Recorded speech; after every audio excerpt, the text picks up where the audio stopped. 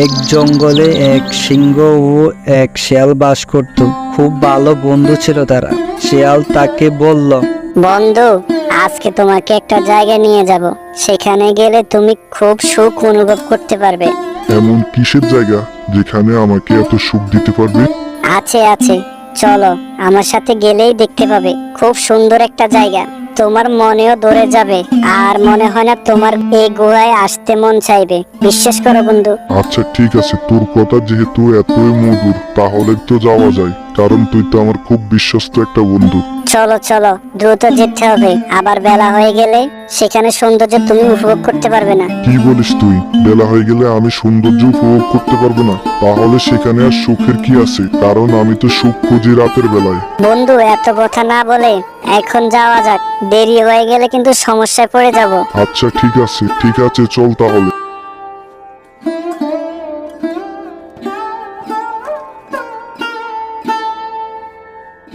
এরপর সিংহ ও শিয়াল সেই সৌন্দর্য দেখার জন্য বনের ভিতরে চলে গেল। আসসালামু আলাইকুম, আমি মোহাম্মদ রাসেল হোসেন। গত 8 মাস থেকে সফলতার সাথে ফ্রিল্যান্সিং করে আসছি। আজকে আমি আপনাদেরকে একটা মেসেজ দিতে চাই। আপনি কি বেকার থাকবেন নাকি উপার্জন করতে চান? যদি উপার্জন করতে চান তাহলে এই মেসেজটি আপনার জন্য। বাংলাদেশে পরিসংখ্যান বলছে 2023 সালে বেকার সংখ্যা প্রায় 25 লক্ষ রয়েছে। অফিসিয়ালি যদি 25 লক্ষ বেকার থাকে তাহলে আনঅফিসিয়ালি বর্তমানে বেকার সংখ্যা কত? সো বেকারত্বের এই সমুদ্রের মাঝে একটা দারুণ সমাধান হিসেবে ফ্রিল্যান্সিং গত কয়েক বছর ধরে বাংলাদেশে বেশ পপুলার রয়েছে। আপনি ডিজিটাল মার্কেটিং বলেন, গ্রাফিক ডিজাইন বলেন এবং অনলাইনে বিজনেস সহ ফ্রিল্যান্সিং বেসিক থেকে অ্যাডভান্স পর্যন্ত A to Z সমস্ত কিছু শিখতে পারবেন। তো সিদ্ধান্ত একান্তই আপনার। আপনার স্কিল আপনাকে অর্জন করতে হবে। মনে রাখবেন, আপনি যদি জীবনে এগিয়ে যেতে চান, যদি সফল হতে চান, সত্যি উপার্জন করতে চান, তাহলে আপনাকে কোনো না কোনো স্কিল অর্জন করতেই হবে। সেই সাথে আপনার ডেডিকেশন থাকা লাগবে। আপনাকে হার্ড ওয়ার্কিং করতে হবে, এমনকি শেষ পর্যন্ত আপনাকে চেষ্টা চালিয়ে যেতে হবে। আপনার জন্য অনেক অনেক শুভকামনা রইল।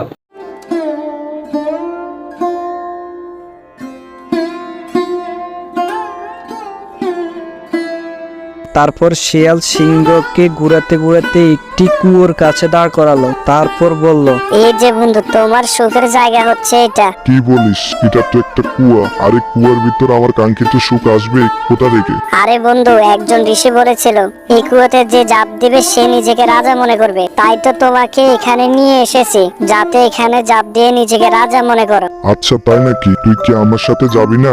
আমি একা একা যাবো? আরে বন্ধু, তুমি ওখানে গিয়ে রাজা হও, আর আমি বনের পশু পাখিদের ধরে ধরে তোমার কাছে নিয়ে আসবো। তারপর তুমি খুব আনন্দে তাদেরকে খাবে। ভালো বলছিস, পায়ের তো ব্যথা, আমি কিভাবে কুয়োতে উঠবো? দাঁড়া, আমার গুহোয় একটা মই আছে, মইটা নিয়ে আসি। মই আনতে হবে না, একবার জাপ দাও, দেখবে সব ঠিক হয়ে যাবে। না না, জাপ দিতে পারবো না, পায়ে প্রচন্ড ব্যথা। তুই এখানে দাঁড়া, আমি মইটা নিয়ে আসি। কিন্তু তাড়াতাড়ি চলে এসো, আমি এখানে দাঁড়িয়ে আছি। এই বলে সিংহ মই আনতে চলে গেল।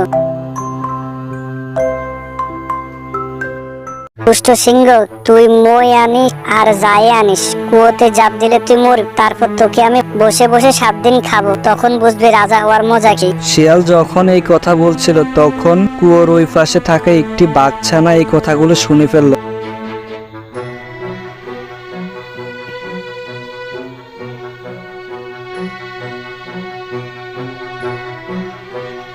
তারপরে খুব দ্রুত সেই সিংহের কাছে গিয়ে সব বলে দিল। সিংহ রেগে বাঘছানাকে বলল, তুই আমার পাশে দাঁড়িয়ে থাকো, আমি শিয়ালকে কিভাবে হত্যা করি তখন তুমি দেখতে পাবে। সিংহের দেরি দেখে শিয়াল সিংহের গুহায় আবার গেল।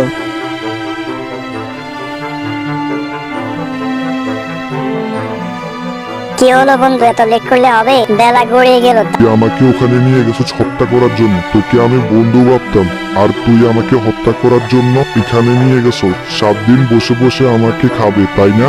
এখন তোর গাঁটটা মুখে দিয়ে আমি তোকে বসে বসে 7 দিন খাবো, তখন বুঝতে পারবি বন্ধুত্বের সাথে বিশ্বাসঘাতকতার করার ফল। এই কথা বলার পর সিংহ যখন শিয়ালকে তাড়া করলো,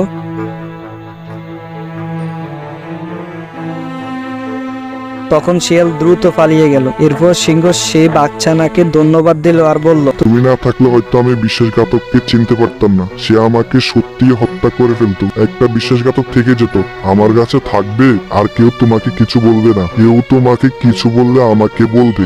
আমি নিজে গিয়ে তাকে শাস্তি দেব। কয়েকদিন পর সেই শিয়াল সিংহের গুহার সামনে দিয়ে যাচ্ছিল, তখন সিংহ লাফ দিয়ে শিয়ালের গাড় মোটকে খেয়ে ফেললো। এইভাবে শিয়াল তার বিশ্বাসঘাতকতার শাস্তি পায়।